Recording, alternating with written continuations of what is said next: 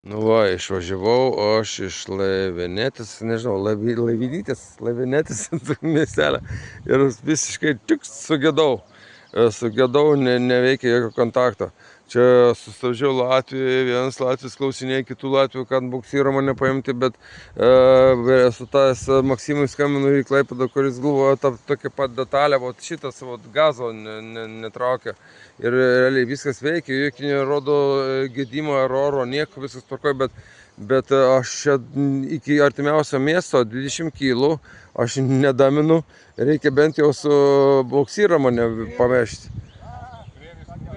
Ir tiesiog galvoju, ką daryti. Dabar dar kažkokius tai vyrus pasiklausiu, kažką tai jie galbūt sugalvos kažką daryti. Žodžiu, situacija neaiški, bet turbūt išsispręsim visus reikalus.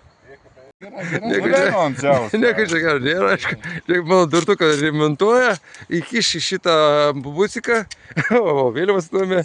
Žodžiu, įkiši tą busiką ir važiuoš į Liepą atgal, kad sutvarkyti tą gazą, kas tenais nutiko.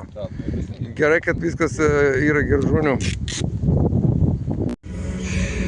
Žodžiu, atvežė mane čia sako meistrai, kurie pažiūrės ir sutvarkys tą gazą, kas čia nutiko. O dabar aš sėdžiu, laukiu kavos, siūločiau visokios atėšti, dar kažko tai. Aš sakau, nieko nereikia. Ir realiai ten sako, palauk, tai jis manęs suremontuos tokį pat elektrą turi. Gerai? Gerai, laukiu. Man paudzī, tu esi. Zini, tas ir cits stāsts. Nē, te. Tas ir cits stāsts, bet lai mēs dziļi un skaisti nerunātam, jo vairāk es iepazīstu cilvēkus, jo vairāk man patīk стуни un vilni. Можно спросить проблему у меня? Не. Какую мне карту... Какую мне карту купить, чтобы был интернет? И у меня нету здесь интернета. Saka rauju roķeni tik. Beigās tu saprati, nav jēgas, labāk viens pats brauc. Nu tā, es tev pilnīgi piekrītu.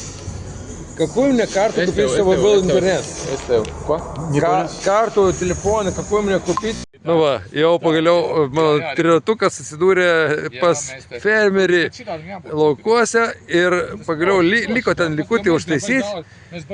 Aš įsikirtau, žodžiu, dikai suremontavo, dikai nuvežė iki Liepojos, dikai parvežė ir sudės viską į vietą ir iš tos pačios vietos, kur nuvažiavau, iš tos pačios paleis ir važiuoju toliau. Super. Trečios žinios. Iki.